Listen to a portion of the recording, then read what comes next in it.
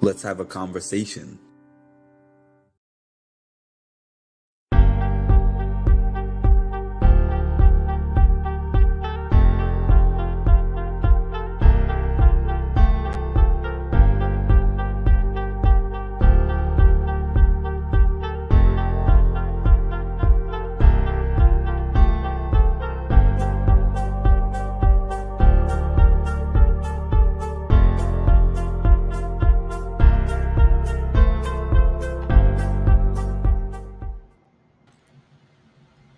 Hi, everybody out there.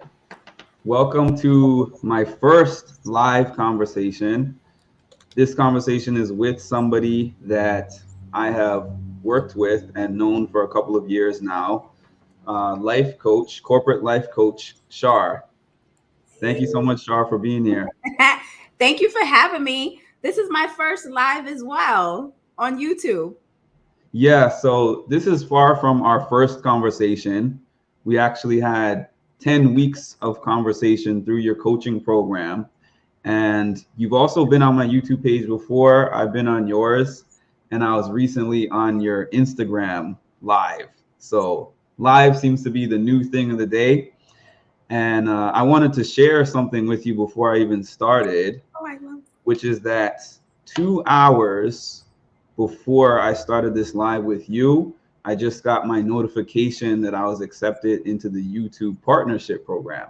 Ah, really? So thank you. So I attribute a lot of that to you, actually, which I will get into more later.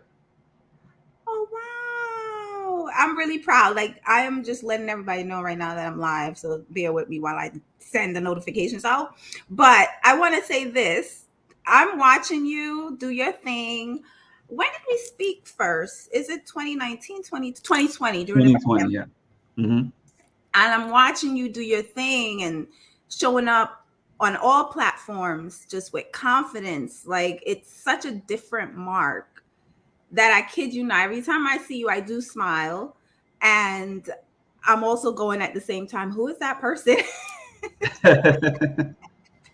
Because it's such a different mark from the one that I met. Yeah, so I'll start right there. I want to talk about the one that you met at that time. So during the worst parts of the pandemic, when everything was shut down, locked down, and we were in our houses all day, you and I are in New York. So here it was really, you know how it was at that time. Yes, I do. So I started to get into a lot of podcasts because I was like, I need something to do. I need something to take my mind off of all of this stuff that's going on in the world. Yeah. So I saw you on a podcast I had just started watching, and it was pretty new at that time. My Expert Opinion. Yes. And I was like, this is interesting because this is like a battle rapper that I've been watching for years. And he's talking about these tools to unlock success, when in my mind, I'm like, once you get on that platform, you have millions of viewers already, you're successful. But I didn't realize that people search for things at different parts of their journey. Yes. Yeah. So go ahead. No, you keep going. I'm going to say something about the podcast, but you keep going. Yeah, so I watched you on the first one that I saw you on, and I just kind of took mental notes of, I think you did like some kind of inventory test. Behavioral assessment with the team. Behavioral assessment with the team. And I was like, this is so interesting because I watch all of these people, and it's interesting to hear the analysis that came from that. But I didn't reach out to you then, because I said, I don't really know if I would like to work with a life coach. But then you came on a later episode and I said to myself, you know what? I'm at such a crossroad right now where I don't know what to do with my life. I don't know what to do with my work life. And I'm just feeling stressed and depressed. And I have things going on in my personal life.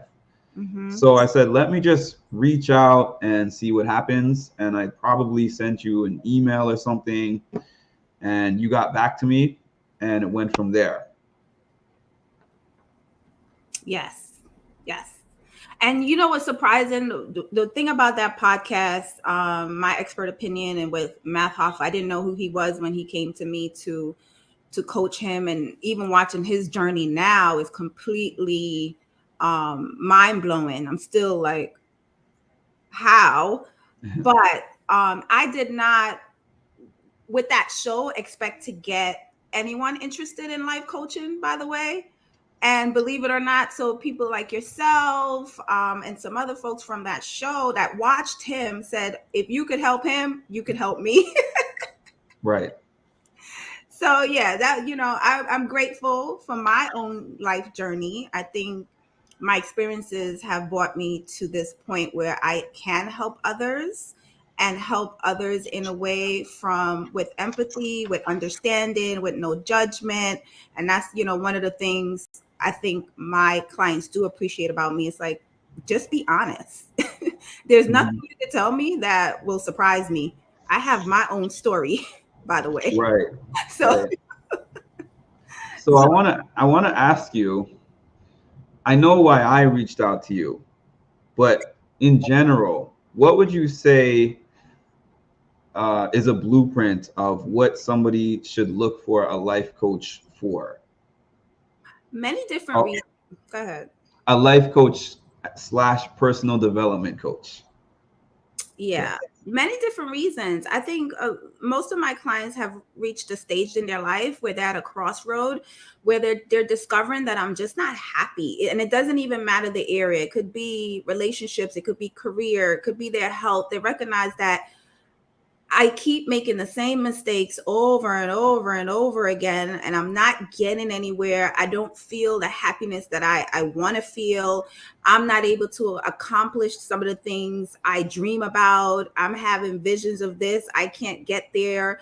I don't know why I'm stuck. It's just so many different stories why people do come to me and do look for a life coach. So it all depends on what you're feeling inside.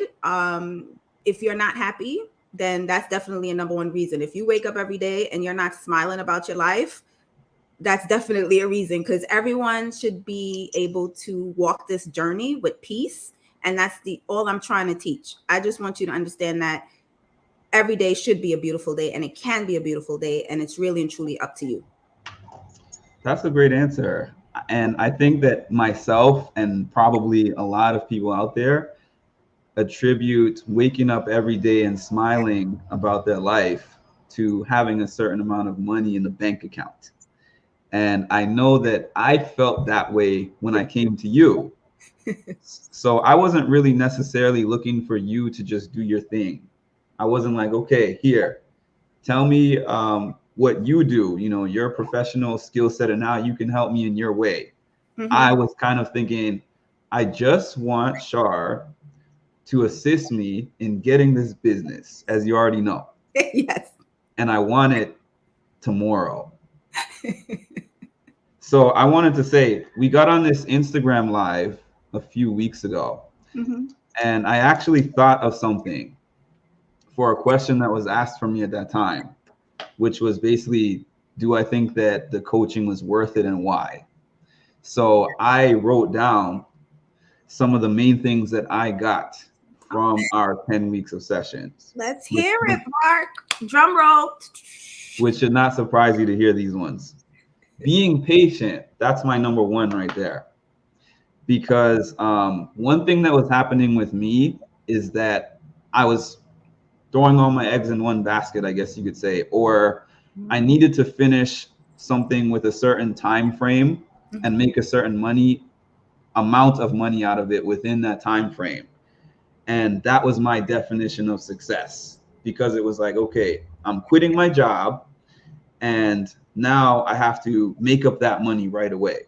And something that you told me, I'm going to pause after each one actually, because I realized they're all their own thing. Yeah. Something you told me is to that search of finding what you want to do with your life and what brings you fulfillment cannot be tied to needing a certain amount of money by a certain time, because then it's going to be clouded by that pressure and that stress. Like, I have to get to this place at this time. And that's what I was telling you. I was telling you at that time, I am going to be leaving a certain job at a certain time. And I want to, during your coaching sessions, get to a point where I replace that income by the time I'm ready to go. And you kind of had to scale that back for me and tell me it doesn't work that way. So can you explain a little bit about that? I'm always surprised when someone repeats something I've said in their session. I'm like, I said that. I do not coach everyone the same way, by the way. It's always interesting. Each journey is so different. But the reality is, the one thing I've always taught people, and it's something, everything that I tell you is my own experience. I'm not going to have you do something or tell you something that I don't know for sure.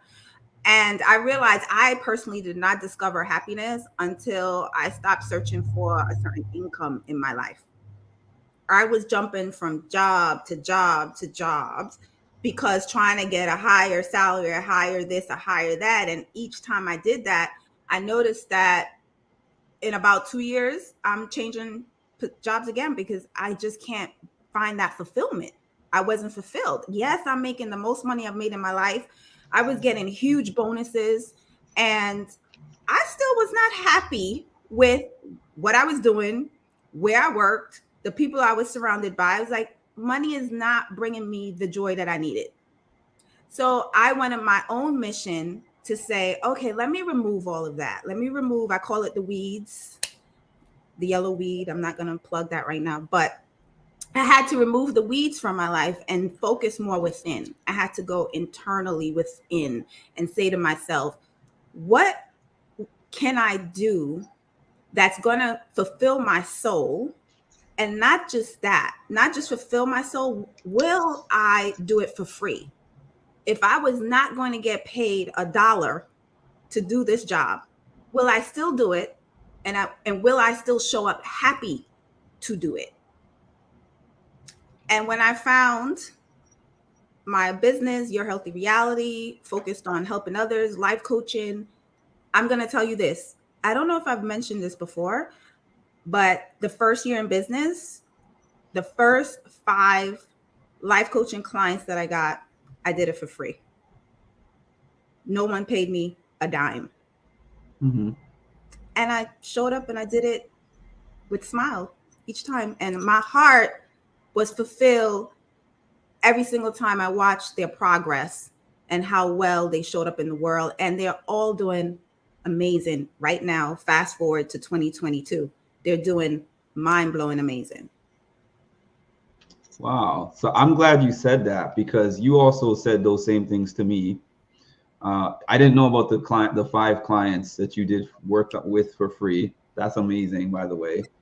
But yeah, you asked me what I would do for free that would bring me fulfillment. And my answers were very simple: music, fitness, mental health.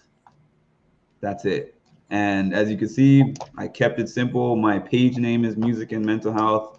And what I post on this page, the majority of it is mental health talks, fitness, and music.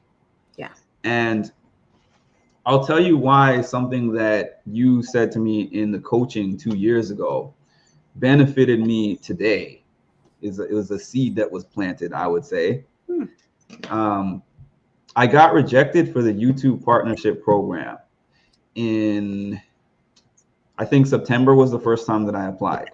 Yeah. So old Mark would have been like, what in the world? Yeah. I put this page up. There's 1 million views on the page at that time. Mm-hmm. So why is YouTube just hating on me? I'm going to move on to something else. So I was kind of having those thoughts in my head still, because I'm human. I was like, I put in so much work in this month. A month doesn't sound like a lot, but I was on here every day, several hours a day, long live videos and posting and all that. But I said to myself, okay, let me figure out from here what I would post about all day, every day, if I wasn't getting paid to do so. And I said to myself, I believe in my content and the quality of my work. And if it is meant for me to get paid doing this, that will happen to me for me eventually. Yeah. But I'm not going to count the days. I'm just going to focus on my passion. Yes. So I worked on it for the next month and they rejected it again. And I was like, okay, what's going on here? How many times am I going to have to apply? But I just said to myself, based on the feedback that I'm getting from the people who are watching and based on how I feel when I put this content out, I just have to figure out the system and what's going to make it work. I'm just going to focus on the content only. When the time comes again to apply again, I will do that. And if it gets rejected again, I will keep with my consistent pattern of what I'm doing and figure out the formula to get there. Yes. So I never felt a pressure or a stress of time. And I told you at the beginning of our sessions that patience is one of my biggest issues in life. So doing something for passion, I can see the difference in it 1,000%. Yes. Yes. It's hard to, it's honestly, it takes, that's why the inner work is so important, because it really does take a different mindset to be able to say, this feels good to me, although I'm not making money doing it. It feels good to me. I'm going to keep going. Yeah. It takes a different mindset for that.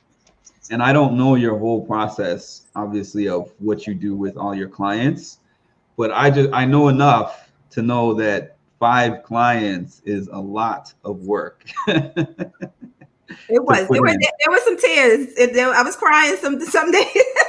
Yeah, I was saying, like similar with the partnership program. You're wondering, I'm putting in this work. So I kept speaking to my God, like, God, could you send the paid people? How much? Why every time I got an inquiry with somebody saying, "Oh, could you help me?" But I don't have any money. I was like, "Oh gosh, another one." So I did it because I think everybody at that time, and it's still, I tell people to speech today, it's never about money for me still. My success really comes in when I see you thriving in the world, when I see you take the tools that I've given you, I've shared with you, and you're utilizing them and you're happy and you're living out your dreams and you're doing it with confidence. Like I see you doing it.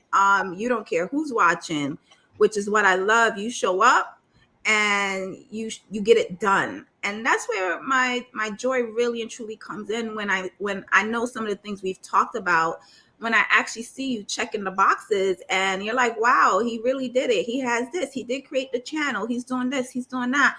And that's all it is. It's just having somebody, and I'm not your typical life coach, by the way. I don't want to pretend that every single life coach do what I do or does it the way that I do it. I take a different approach. Whereas I had someone the other day said, "Are you a therapist?" And I'm like, "No, I'm not." We're not a therapist, but that's how deep I get, because you come to me with one thing like you did, your career. And I'm like, that's cute. That's nice. However, I'm going to say this, you got to work on this first. And we're going to spend some time working on this. I feel like I'm your mindset surgeon. I go in, I want to see what's planted there. I'm going to dig up all the roots, all the weeds. I'm going to look what's great, what's not. We're going to plant new soil and we'll stitch you back up. Once this is all healed, then we can move on. You have to connect the dots of your life to the negative experiences you've had in your life. Don't kid yourself. I hear people saying, leave that in the past. The only way you could really leave something in the past is if you go back, look at it, reframe it, make it into something positive, understand why you went through it, and heal. You have to heal before you could actually move past it. So we spend a lot of time even dealing with your traumas. The first thing I want to know is, tell me about their childhood. And I get executives that I'm coaching, they're there thinking, oh, let's have some strategy plan. I'm like, no, I need to know about your childhood.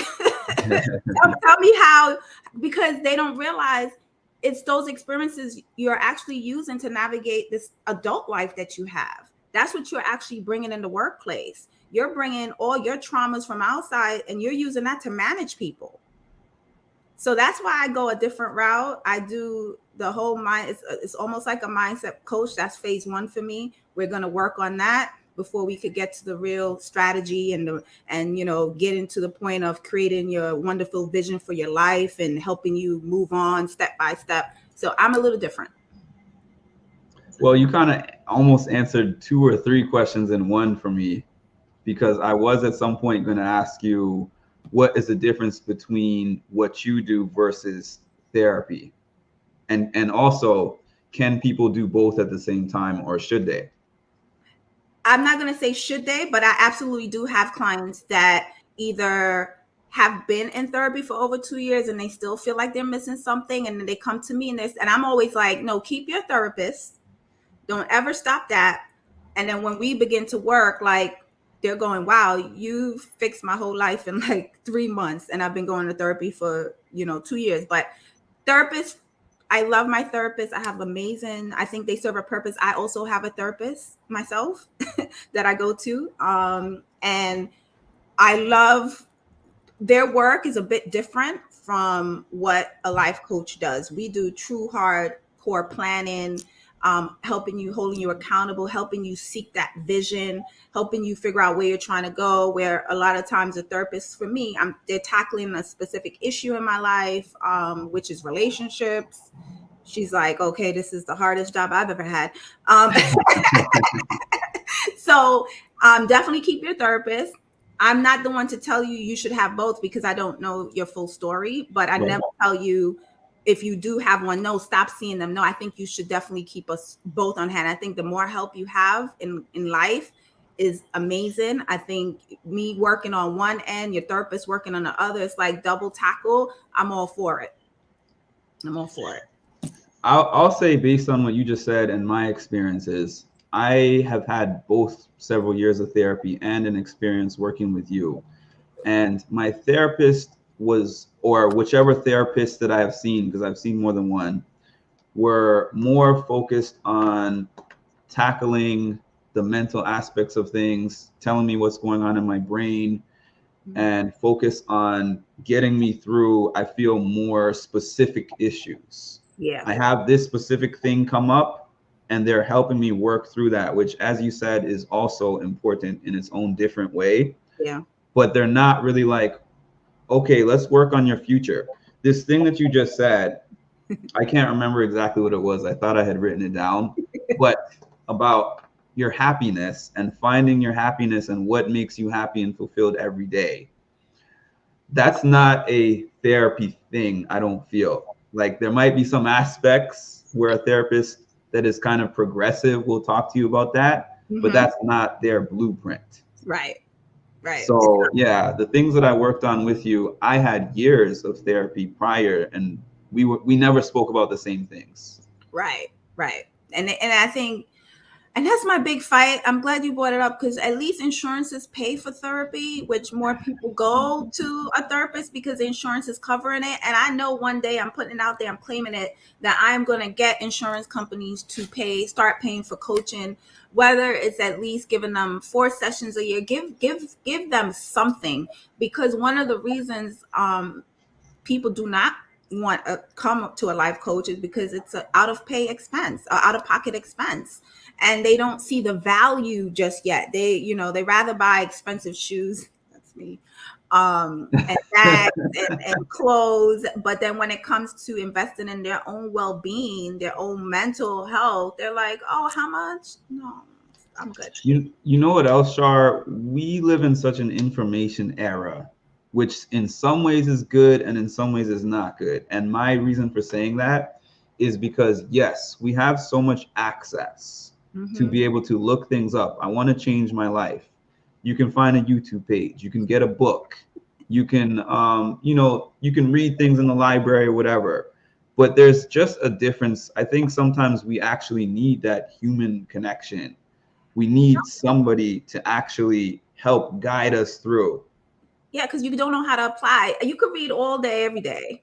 You do not know how to apply the necessary skills or the steps. It's just hard. It's just difficult. I read, I watch YouTube videos, but just having that person just being there and showing me a different perspective. And the other big thing with the whole informational hub, this is why my 30 days, I'm actually going to show you.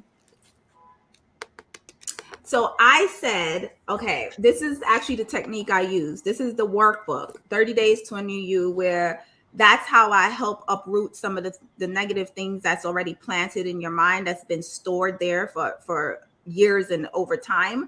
I use that. However, I finally published it where I said, since it works so well for all my clients, let me just give people access to it. And what I'm realizing as they started to purchase the journal, they're reaching out to me anyway because they recognize they still don't have the consistency necessary to go through this journaling process alone. And as they begin to go through the process, they're like, I have questions. I have questions. I'm discovering these things. What does it mean for me in my life? So it's always good to have someone on the outside looking in. And I don't give you the answers, by the way. I help you come to your own conclusion for yourself, for your life. I'm not waving that magic wand going, okay, Mark, you're going to do this. Do it. I have you walk that path yourself because only you know what feels good to you as you're traveling the journey. I don't know what feels. I could tell you what looks good to me, but it's not my life. What makes me happy doesn't make Mark happy. I have to mention, I mean, I've only had you as a life coach, but I assume this is the case for others as well. Life coaching only had me as a life. Life coaching is a commitment. And I think that people don't realize that going in. They realize that if you go to a personal trainer and you're like, I want to change my life, even if you're not fully aware of everything that's going to take, you are aware that you're going to have to go through a program with that person that you've paid, where you're going to have to commit to doing things that you're currently not doing at all. You're going to have to do assessments, which are hard to actually do, where you get your weight, your body fat, and you see all the different things that you're not doing right now. You have to be able to look at that and actually map that out on paper, or however they record it. And then they put you through a program that involves a lot of exercise, changing your nutrition habits, and checking in with them frequently. So this is the same thing that I've experienced with you, where it was like, I kind of casually went into it with a casual attitude about it, where I said, okay, this is something I can just plug into my schedule somewhere, not realizing that once I got into the program, you were like, I'm providing these tools for you. You have to use them consistently daily for at least 30 days, and then beyond that, for you to see any kind of difference in what we're doing. Yes. And you know what's funny? I guess I didn't do a good job explaining that to you when we had our discovery call. I try to tell people, I'm like, are you ready to do the work? Do not start if you are not. This is going to take work on your part. And I always say that, but I guess they still enter like, okay, yeah. How much work could this really be? It is work. And the reason why it's painful work as well, because I am going to have you visit places that you thought you might never ever see again. And I'm talking places that your experiences in your life that you blocked out. And you don't realize the places we blocked out is what's blocking our future.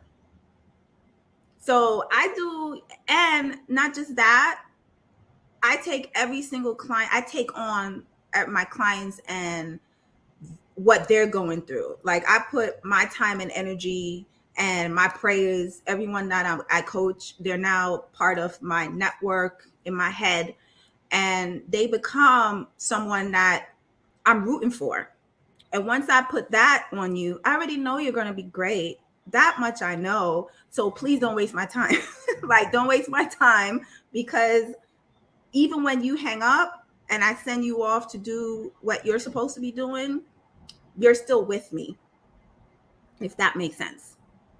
Makes So sense to me. yeah, so I take it very, very seriously. So, and I think I had to tell someone halfway through it, like, this, I think we should end this, because I'm not being fulfilled, and I'm not being fulfilled not because of money, because you are paying me. I don't want to take your money and I'm not seeing results. You're not doing the work. So why? I don't want to. I keep it and come back to me when you are fully ready to be committed to the process of your life. This is not my life, it's your life. Yeah, I'm glad you said that. I'm about to play a quick video about just what you just said right there. I think I actually heard Jay-Z say it best, where he says, when you go and speak to someone about, your endeavors, what you're working on, because they don't understand it, they're going to project their fear onto you. That's them being fearful of what you're about to do, because to them, it's a risk that they would never, ever take in their life. So here you are asking someone who has no concept about what you're doing, never actually took a risk in their life, never even walked the journey that you're on for a day. They have no idea how you got to where you are or what you've been through to get to where you are. Their immediate response is going to be based on what they would do. You can't ask somebody what they would do about your life. You have two different lives. So that's my short answer. So that was actually from the first conversation that I had with you on my page, I think last year. Yes, I am And consistent. Very consistent, very consistent. So to give people context of what you were responding to, it was the main thing that you unlocked for me when we were having our sessions. Mm-hmm. I never told you that this was a problem for me. I never formally told you, Char, this is one of my biggest problems. You, I think, just asked me certain questions and kept hearing me say this over and over and recognized that it was an issue for me. And it was when you asked me, what have I done that is successful in my life so far? And I had a really hard time answering that question, surprisingly, because I've done a lot of things in my life. I've put together successful events. I've changed my career path and done several years as a mental health counselor. I've done a lot of personal work. There's just so many things that I can think of as accomplishments. But when you asked me that and I started answering your question, I said, but this person doesn't think about this as an accomplishment. This family member wasn't proud of me for this. This friend said that wasn't a big deal, etc. And you were like, well, what do you think? What do you think of it? Do you think that that's a success or not? And I was like, And I got the connection that I was connecting whether something was successful or not with whether somebody told me it was successful or not. I remember the first day that I actually got my mental health certification as a peer specialist. And I remember being so excited to share that with my family. And it's not to say that they said that it wasn't a good thing, but also it wasn't like, yeah, you got a peer specialist certification. It was more like, but you went to college and got a business administration degree. So why are you now getting a certification? Are you going to be a psychologist, a psychiatrist? Like, what are you going to do with that? And I expected balloons and cake and celebration and champagne. Like, hey, you did this. So one of the most powerful things, or maybe the most powerful thing that you had me do, was that exercise of writing down on paper what my family, friends, society define as success, and list out 3 things, and then cross that out and put what I define as success and list out 3 things. It was very easy for me to come up with that list of family, friends, and society definition of success. People tell me things all the time. You need this. You should be doing this. You should have this. But when it came to writing down my own list, I was like, wow, have I really gone this far in life? Yeah. And never personally defined what would be a meaningful success for me. It was the first time I ever did that in my life, and that exercise itself, among other things, but that one was really a catalyst to change my life. And you know what? That was meant for you. I've only asked you to do that. It's not something I do with like I said, this is why I just love what I do, because every single person coaching experience is so unique to their lives, because it's based off what I'm hearing, what you need, what you needed in that moment. And it hit me when you started to I'm like, why does he keep saying this person, that person? And I was like, stop. I need to hear from you. Like, what is it? Just hit me in that moment. So I'm going to say that was meant for you. I've only given that exercise to you. I still have never given that exercise to anybody else, because that was your struggle at the time. So I love it. I love what I do. Yeah, absolutely. And I know that you do customized to whichever person that you're working with. But that one, like you said, was just for me, and it changed everything. Yeah. Because I don't need somebody to pat me on the back anymore. If I do something and I feel that I've accomplished what I set out to accomplish, I'm happy about it already. Yes. So when people come back and tell me, Mark, this benefited me, I enjoyed this, I liked it, it helped me with something, it's like the cherry on the sundae instead of the whole sundae. And isn't it so freeing when you're working with your own excitement, and when you could be your biggest cheerleader and you don't really care if anybody else liked it? It's like the most rewarding experience ever. Like, because now you don't need anybody else's approval. You don't. True, that's very true. So the last thing that I had on that particular section, I'm kind of bouncing back and forth actually, but trusting the process. Yeah. How do you trust a process that does not show you immediate dividends? How do you trust it? What did I teach you? Well, for you, for what you taught me, it was kind of like you have to plan for success. It doesn't just happen for you. Right. So you have to actually create small steps. You have to celebrate reaching those milestones. Small wins. Small wins. I actually had that written down. Small wins. Where it's like, instead of, I think that you might have told me, or maybe I just picked it up, that for me, I made a lot of lofty goals. And there was nothing wrong with the goals that I was making, except for the fact that what I needed from it, or what I wanted from it, was something that would come way down the line. So if it was like, I'm not succeeding until I reach the end of this huge goal, most likely I'm going to go along the way and then be like, I'm so far away and I put in so much work, but I don't see an end. So I remember you told me about celebrating small wins, making short attainable goals along the way. And to add to that, so everybody journey is different. The first thing you need is your belief system.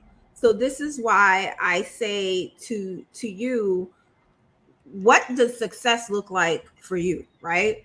So it starts with, I believe in my business. I believe in your healthy reality. I believe in the services that I offer. I don't care what, no one could tell me about this life coaching game. No one could tell me that I'm not good at it. I know for sure I'm great at it. I believe in my journaling, the technique that I've created, because I see it and I'm watching it solve so many issues in people's lives, right? So I'm going to start with that because I know that. Is my journal at 1 million sales yet? No, it's not. Do I believe it's going to get there? Yes. So as I continue to create my steps in my life for, okay, what's next for it? What's next here? I have to now look for confirmation along the way. Every time I make a move, did I get a confirmation? And if I didn't, what should I do next? Am I supposed to create a new path? Still the same end result. I know where it's going. I go far. My vision, I throw it all the way out and then I pull it back in and I start to create the roadmap to that vision. I could see it. I see it real far, but I'm also moving. And as I move, I wait for my confirmation. Oh, yes, that worked. I move again. I wait for my confirmation. Yes, that worked. Oh, I didn't get a confirmation here. What did I do wrong? So this goes back to life does take you paying attention to it. It does take you being intentional about it.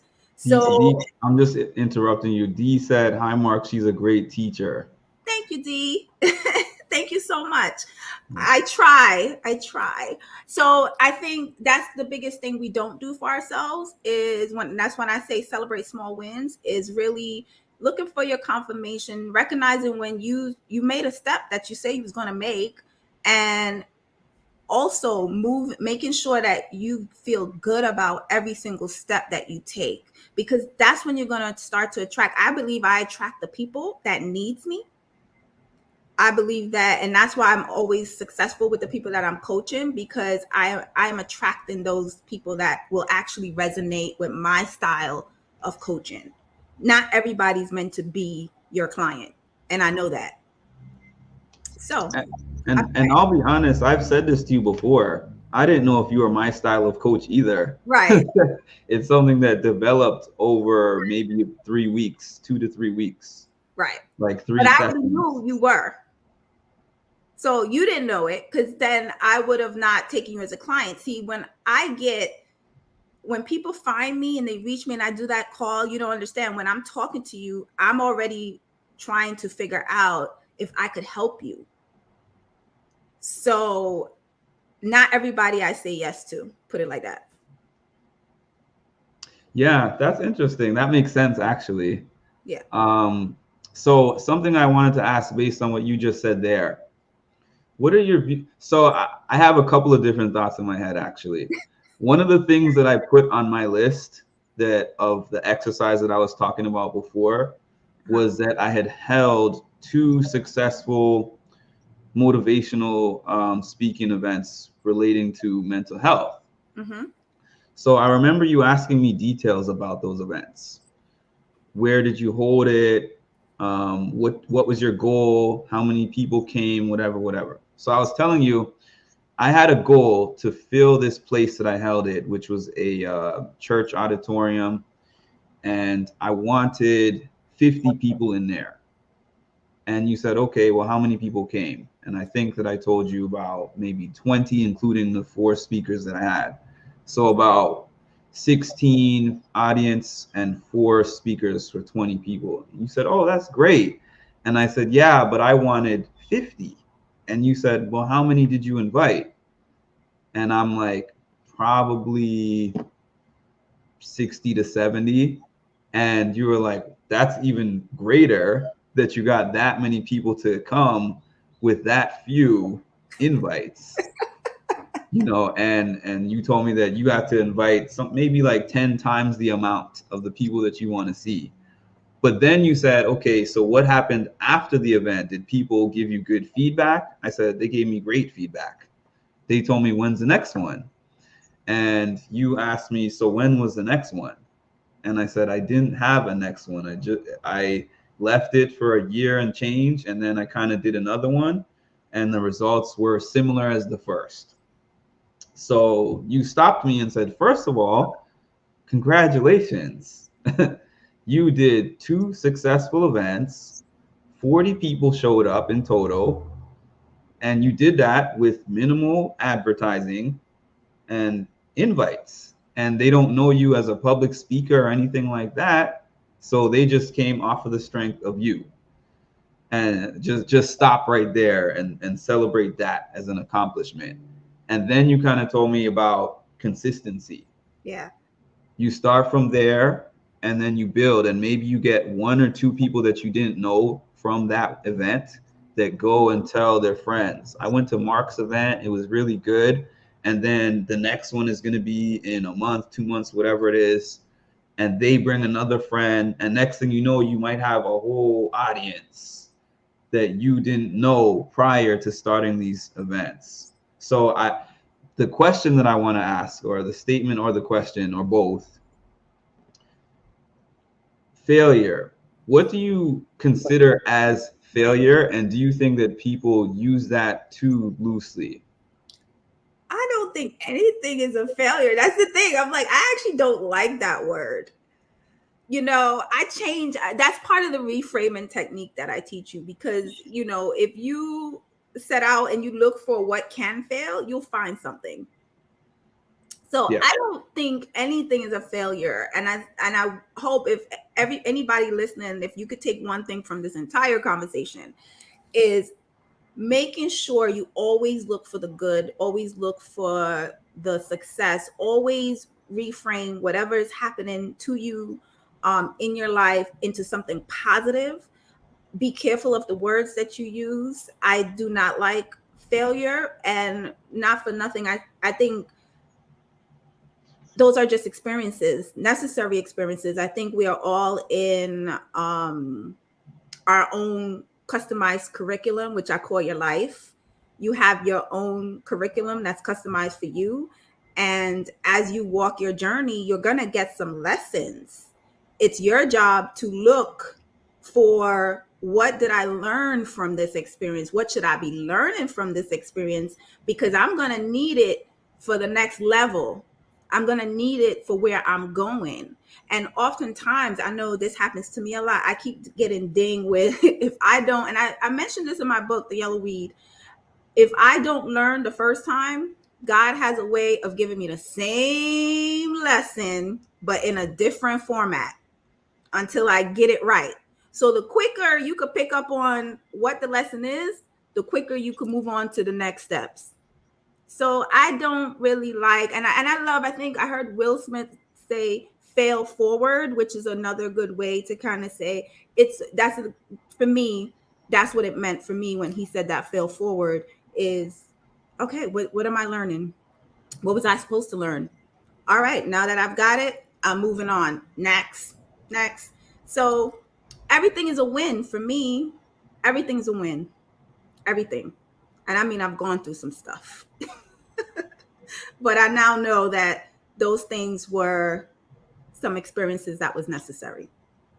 I like that when you say that it's going to repeat itself. The experience is going to repeat itself in different forms until you learn the lesson. I think that applies to people that you experience. Mm-hmm. And for me, it actually applied to job experiences. Mm-hmm. Because I was complaining a storm in the first few weeks of our sessions about everything that I hated about my job. I don't like this. I don't like this. I don't like this. Yeah. And then in the midst of this, I'm telling you, I got a new job.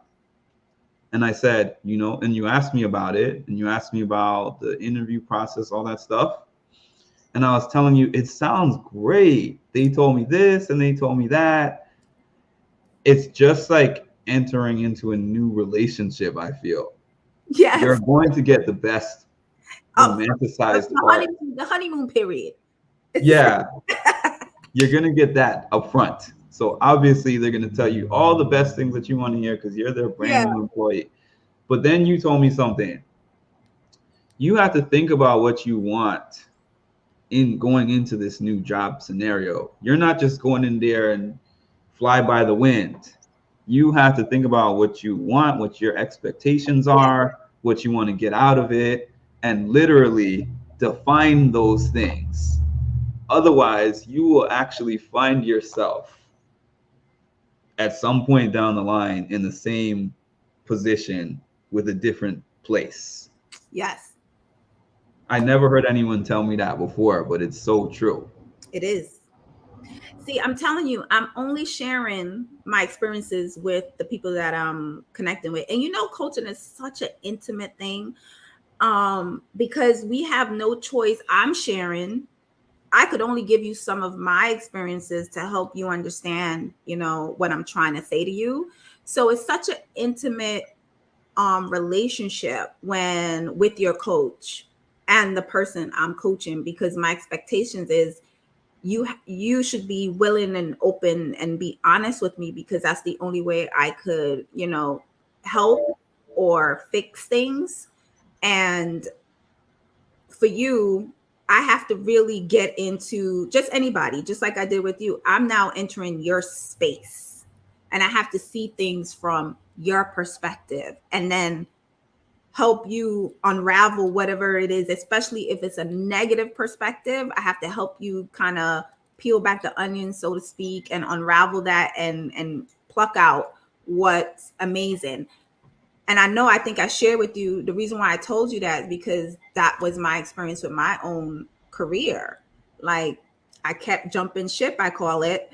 And every time I got to the next place, I was like, this is the same thing. And then I got to the next place. This is what's going on. So remember, you're vibrating that. I kept it until I actually recognized what I needed to fix. Don't try to fix them. Don't try to fix the people that you have to work with. I'm only in control of Char, myself. So how can I fix how I feel about coming to this place before I even jump ship? Because I want to make sure if I do walk and I'm going to walk into something else, I want to walk in there as my true authentic self. This is where I'm going to only attract what's right for me and my life. So because I didn't clear those weeds and I kept moving, I kept encountering the same weeds. I kept getting the same weeds popping up on me. So speaking of weeds, maybe you could talk a little bit about your book. The Yellow Weed, it is somewhere. You know what? I'm so never prepared for these things to have a copy of it. But anyway, it's called The Yellow Weed, How to Recognize and Embrace the Process Before Your Blessings. And that book, actually, I cried when I read it because I didn't even know where this came from. I'm like, wow, who wrote this? And I wrote that immediately off my own transformational journey. Once I put myself through a process, I put myself through figuring out who I am. I did the inner work. I call it inner management. I operated on my mind, really tackling some real hardcore things that was there, just there unconsciously, me not being aware of the things that was holding me back and blocking me and stopping me from all the goals. Like Your Healthy Reality is my 5th business, I think it's number 5. And I don't say the first 4 failed. I'm going to say that I took away some experiences from the first 4 businesses that I've created to now I'm utilizing in Your Healthy Reality to make this a success. And this business is not going anywhere. I'm telling you that right now.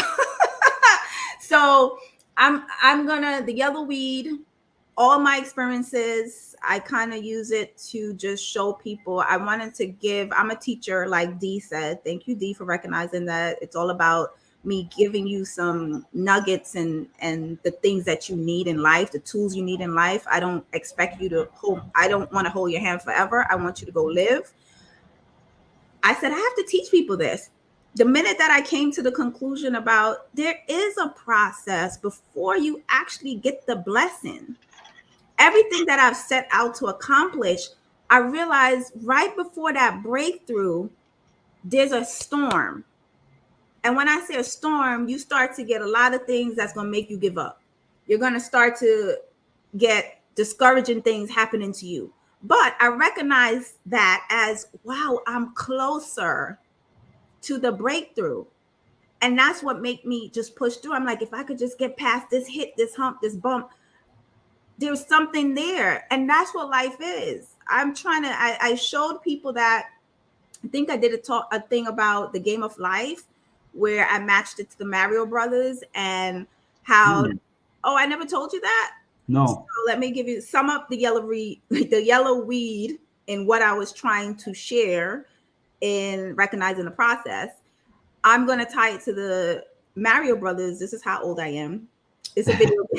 It's a video game that the purpose of that game is to save the princess. So Mario sets out. Remember, when we start actually playing, we're not reading the manual. We're not reading anything. We don't know the rules. We just jump right in. We just know, okay, level 1, yay, it was easy. I got past it. Level 2, a little bit harder, but you still get past it. Level 3, you it gets hard here, but you encounter this fireball and you're like, yay, I could shoot them. It's even more easier. But then you lose the fireball right before you get to level 4. Now, level 4 is where you encounter a dragon. And you're thinking this dragon is it. I'm going to save this princess. But guess what you needed for the dragon? The fireball that you lost in level 3. So now you die and it puts you back a level. So you go back to level 3. Guess what you now know? You actually know what's on this level. You know how to navigate this level. And you know you need this fireball. So the next time you get the fireball, you're going to hang on to it because you know you need it for level 4 to beat this dragon. So I get there, level 4, I got the fireball, kill the dragon. Guess what? There's no princess. And you realize you have to keep going. And that's what life is. It's many, many levels. And as soon as you acquire one level, as soon as you get past one level, you go to the next one, there are new devils on that level that you have to beat. And you're constantly going to have to keep beating it. And if you don't have any levels that you don't have to beat, that's because you don't have any goals for yourself. So as soon as I accomplish something, I set a new goal. Guess what? Life is going to say, oh, she's trying to get here. Okay, I got to come up with some stuff. I got to throw some things at her. I got to, there's multiple dragons now. There's not just one. Depending how big your goal is, the fight is going to be harder. And because I recognized that, I was like, I have to teach people this. That's all it is. You have to recognize that every time you're onto something, life is going to try to stop you. Don't let it stop you. Number one, I got to say, I love analogies. Everybody who knows me knows that. I love Mario. I can't believe I never told you that. That was like throwback nostalgia and wisdom all tied into a perfect bow. Because Mario had to go through all these different stages. And it's like, oh, now I have these fireballs, like you said. And then it's like, what do I do with these? Oh, these help me a little bit in the level, but the first level, I didn't need that. Right. So what do I need that for? Until you get to Bowser in the castle. And you're like, wait a minute, this is what I needed that for. And then you have to go back through the whole level all over again. But the beauty, and that's why I say I don't look at it, the beauty, I don't even look at it as a failure. So that brings me back to when you say, how I feel about the word failure. Yes, I died on this 4th level, but it took me back to 3rd level. But guess what I know now? I know all about this level. This level is a breeze for me. I know what I need. So, which goes to your Facebook headline. Endurance is not the ability to get through a tough thing. It's the ability to find the glory in it. Okay, so I'm going to read these comments really quick. Oh. I just want to know how much time you have, because I know that I actually just told, go ahead. I had a meeting in 2 minutes that I told I'm running late. It's my assistant. Don't worry. She's okay. I told I'll text her when I'm done. Okay. I just wanted to respect your time. So Rory says, woo, that feels like me right now in my career. And he also said, Great analogy, and my all-time favorite Nintendo game. Mine too. I know. Now you'll never look at Mario Brothers the same again. Yeah, and Mario had to wait. Yes. He had to go through a lot of levels to Yes. be able to get the princess. Yes. To be able to save her. I'm telling you, no, that's my and that's my teaching style, and I think you know that. I feel like I used to watch things and they say, you know, you have to throw your whole self at it. That was such a popular line. You're not going to accomplish it if you don't put your whole self into it. I'm like, well, how do you do that? How do you put your whole self into it? You know?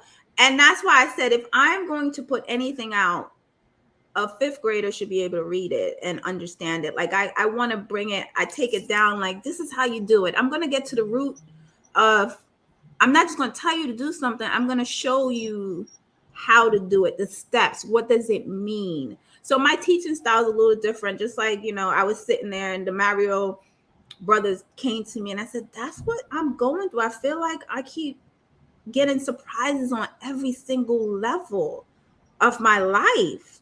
And instead of looking at that as a bad thing, I started to embrace it as a great thing. And the minute I started to embrace the fight, I keep winning, Mark. I keep winning. Embrace the fight. You have to. That means you're there. It's the final tournament to what you're trying to get to. So when I start to see those storms of life hitting me, I'm like, bring it on, bring it on. I'm about to get there. You know what that makes me think of, Char? Rocky 1. Hold on one second. Well, I'm gonna keep going with my point, but then I'm gonna put this comment up here. Rocky 1. I was watching this big build-up, you know, where Rocky had his trainer and all that stuff, and he was punching the pigs in the basement. He was running up the stairs and all that stuff. And he's this guy that was the underdog story. Mm-hmm. And in my mind, I'm like, oh, they're going to make him win the fight, right? Obviously. So he gets into the fight. He doesn't win. Right. But he was not the guy who was touted to win. He was the guy who they said, this is a joke. He's an amateur. He doesn't really even know anything about boxing. What is he going to do in this fight? And what he did in that fight was he held his own. The work that he put into that point put him in a space where he was able to actually have that fight, not get knocked out. And then he actually got his opponent's respect and everyone's respect. Yeah. And that was his level. And then in future Rockies, he became the champ. But he wouldn't have become the champ if he hadn't put in all the work to get through that first fight and then considered it a successful accomplishment. Yes. Even though he didn't specifically win that fight. It wasn't a failure, like you said. It wasn't. But he could have given up too, because the frustration of, why are you putting me through this dumb training? It did nothing for me. He could have given up. So I'm going to put this comment on here. It says, hi, Char. I was discussing with Mark the other day that I'm trying to switch in industries with my HR career. However, it's been a challenge, and I feel like I need some professional support on this journey. What is the challenge? So are you trying to stay within human resources, just focused on something specific, or are you trying to get out of HR, period? So while we wait on that response, one of the things I want to say, I want to just make sure I tell people, because this is my new big thing. Not new, it's always been my thing. I just don't say it enough. Is become a gold digger in life. I love saying that. And what I mean is, always you'll find that life will lead you to beautiful destinations when you only search for the good in people and the good in every situation. Look for the gold. Always look for the gold. Where every person that you meet, always look for the good in them, and your life will just keep walking that path of peace. And you'll have many, many beautiful moments. I have many beautiful moments in my life. Every day I'm met with nothing but positivity, great energy. The people that I track now are on such a beautiful journey themselves. I'm able to keep being motivated by just my surroundings, my walk, just having this conversation with you today. I didn't know 3 years ago or 2 years ago when I was coaching you, we'll be here right now. I'm on your show, your program. You are telling me a lot of things I don't remember that I said, which is always the beauty about what I do. I love to hear how you've taken some of the things that I've said to you and you're using it now in your own journey. And that's what makes me happy. I am smiling from cheek to cheek because it's just like, this is why it's all worth it for me. This moment right here. Can you see the comment on the screen? Yeah, he said, I'm trying to get into the healthcare industry, but stay in HR. However, most companies want you to have a healthcare experience. Yes, that is very true. And that has been a struggle with me even transitioning out of, I have all the healthcare experience, absolutely, that in HR, and I was trying to transition out of healthcare. And that's actually a deeper conversation, Rory. It's not as simple. Is it possible? Yes. I think you're not looking at, because with human resources, it's how you present your skill set, your resume. I had to learn how to write it where the most important thing popped out at the recruiters or the individual looking at my resume. So it's so many different moving parts to what you're trying to do that I can't even simplify it with just one answer. But where there is a will, there's a way. Oh, I'm sorry, Rory. Said, side note, I'm a woman. I'm sorry. I apologize for that. I don't know based on your names here. Sorry, Rory. I wanted to. That's pretty. Her name. I wanted to make sure to mention. Let me put that up there. I wanted to make sure to mention your different. I don't know. It was on your banner where personal development, safe space, group coaching, soft skills training, development, and talent optimization. I love all of that. But I specifically wanted to hear, well, you can talk about all of those if you want, but I specifically wanted to hear about the safe space group coaching.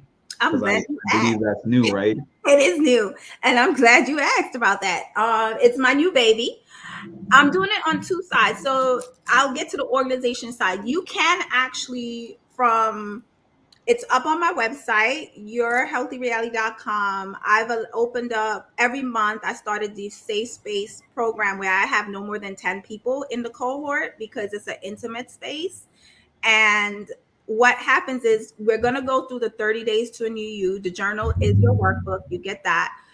And while I'm working on your mindset, we then meet you get 4 touch points with me where we come to the table once a week for 4 weeks, where we will have our group discussion. And then I'm going to teach you in one session. We're going to talk about the subconscious and conscious mind. So I'm giving you workshops as well to understand the journey of life and some tools that you need. I'm going to teach you how to create healthy boundaries in your life. And that's my relationship org chart. Because boundaries is another thing that you're going to need. Having that is to travel your journey is so important. And then there's another workshop that's included. Creating a mission and vision for your life. That is so important as well. So I teach you that. And so every time we meet, it's not just about opening up and discussing what you've discovered about yourself. I am then also going to give you some 4 key important tools that I share with my one-on-one session that you're going to need to continue to travel your Mario brother journey. Char, I'm just letting you know I'm definitely snipping that part of this. Okay, but you need for that. So that's the personal development for yourself. If you wanted to join a cohort of 10 people, you will not know them. I set the rules. I set the tone. I don't make you share anything that you don't want to share. But what I've discovered so far, I just started doing it October. November, is that people are willing to talk about their experiences because they realize that's how they're going to learn in life. Share when we share, we learn from each other, and so that's on the personal, professional side. It's all about your mindset, the root, the foundation, and that's 30 days long, with only four meetings for about 90 minutes. And then in organizations, I have been implementing a safe space as well. It's the same concept, but we're learning different things because it's organizational based, where we have a cohort of up to 15 in organizations.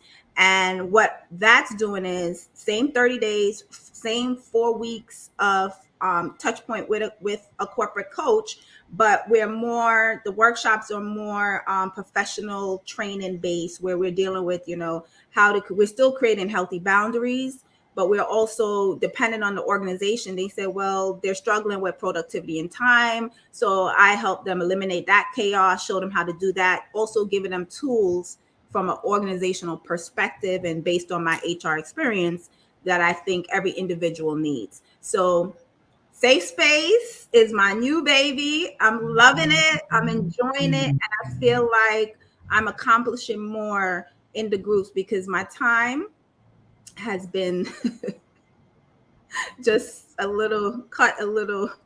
I'm spread too thin right now. And then I'm actually training a new coach to help deliver some of these safe space coaching for me in the organizations. It will be me on my one-on-ones on the website, my personal website. I'm the one delivering those because I take it, I need to see my reins. Yeah. And then organizational wise, I'll have help on that end because it's a great thing, but I'm only one person. Thank you for that answer. Rory's helping me do my job here. What did she say? With this question right here, Yes. How can I reach out to you, or the name of your social media platforms? The business is yourhealthyreality.com. And I don't know if Mark could type that there. So you could literally go to my website right now, yourhealthyreality.com, and just find me there, click and reach out. Or you could, my social media is also, Your Healthy Reality. That's actually the best way. Or you could send me an email to info@yourhealthyreality.com. Just email info@yourhealthyreality.com. Just mention, I know your name anyway, Rory, at this point. And I will get back to you.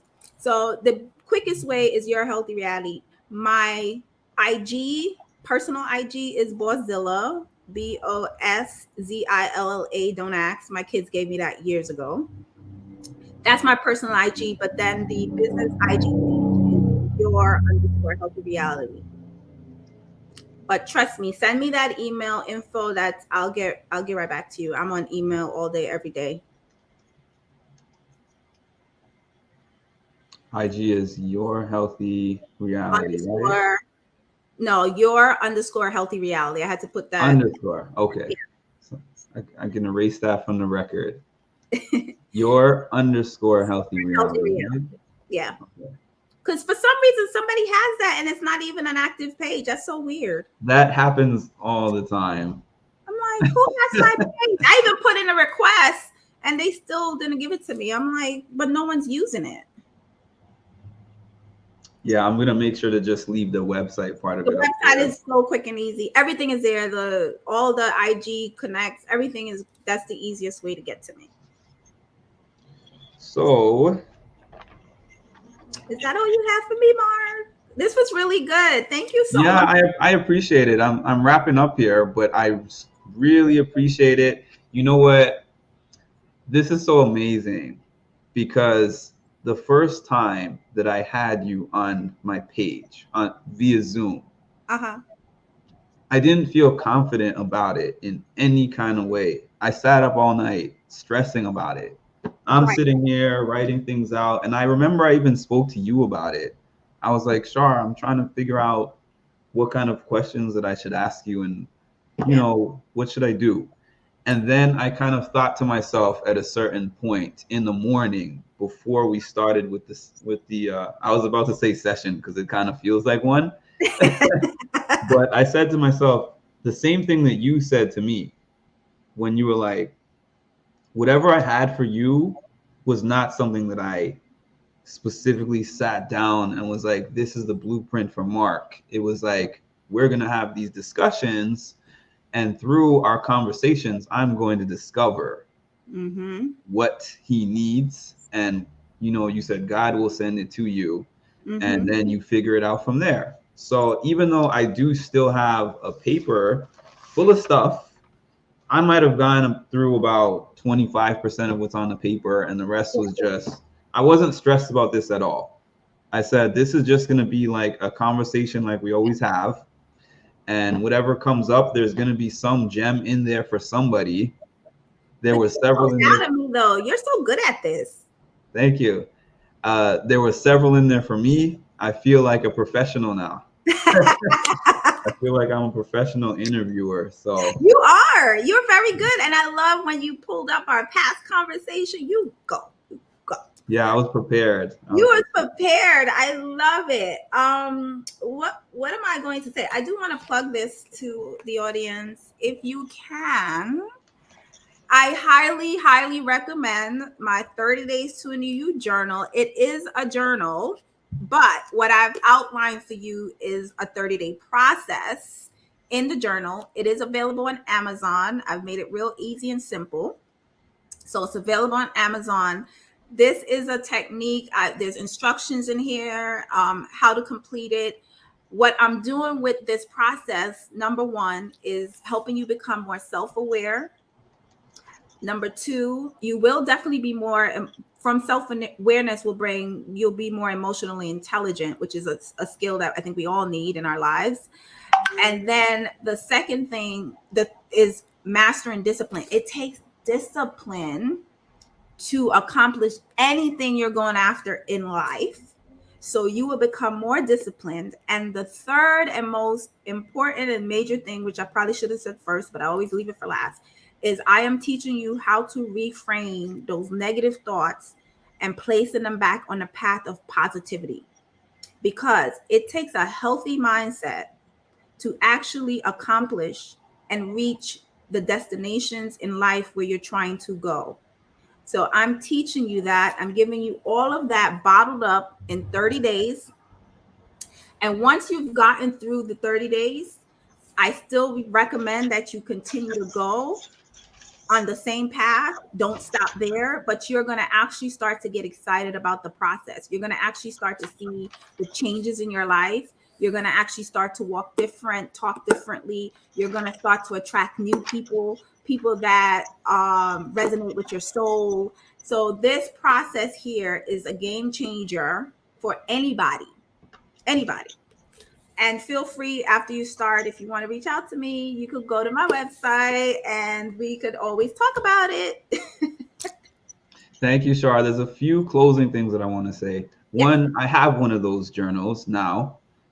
At the time, I remember when I was working with you, you were telling me that a lot of your clients were telling you, Char, all this stuff that you're telling me to do in my journal, because I bought my own personal journal too at that time. And they were telling you, you should put this in your own journal and add this to part of your coaching. And I got the book, and I have to say it's a really good, solid way to start, because it asks you all the prompting questions that you need. It gives you things that you need to do throughout the day. In the morning time when you first wake up, in the afternoon, it gives you things to do at night. It gives you tools, because we kind of just go through our days, floating through the day. Whatever happens, happens. Mm-hmm. So I think that some key things, I'm not trying to give, everything that's in the journal, but just some key things from the journal for me was it being intentional about finding things that I am grateful for in the day. Yes. Because we can go through the day, and if we just go by what our mind tells us, it's always negative. Always. So positive thinking is intentional. Yes. I've told you that when I first started speaking with you, I really was like, why is she so happy all the time? It's like, I said, maybe week 5, this is going to change. Week 6, I don't know. Because you don't typically meet people who are like that. But then I realized this is your lifestyle and these are your practices that you implement for yourself. Yes. You could be a negative person if you allowed yourself to be, but you don't choose to be that person. Happiness is a choice. I always say that. I agree. Yeah, So, it really is. yeah, so I just wanted to get into your mission statement to educate, empower, motivate, and give hope to many. Yes. A mission statement, that was one thing that I was going to mention, was one of the really important things that I learned with you, because now that mission statement applies to everything. Yes. You coming on here is not about how many people are viewing it, how many people are asking questions. It's because I'm like, I feel that whatever you're going to say here is going to help somebody. One person. I don't know who that somebody is. It could be one person, it could be 1,000 people, but it's necessary if it's even one person. Even if that one person was confirmation. Me. Rory, exactly. You're absolutely right. Confirmation. Right, Rory? So, I hope so. I said, right, Rory? I hope so. She did. Yeah, Rory actually said she had to go. Thank you, Mark and Char. I hope you all have a great week. I have to get back to work because I know this is during a work time. It is, yes. But I wanted to thank you for the work that you've done with me, the work that you do in general. Yes. Because I know sometimes people think, life coaching is just another one of those money-making scams.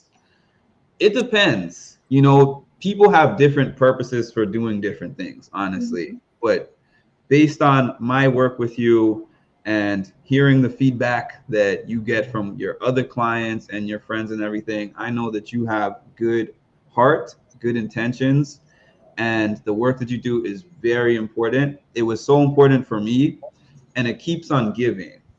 Yes. Because now that's what I do for the people that I'm speaking to. Yes. I try to help them find their purpose. I try to help them find their passions. And I try to encourage people to do things that makes them smile every day. Yes. And that's what I'm doing for myself. So thank you for that. And thank you for your time. And I wanted to know if you had any closing words. No, I think I've said a lot. Living and surviving are two different things. I'm going to say that. I do want to shout out my cousins who are blowing up my WhatsApp messages.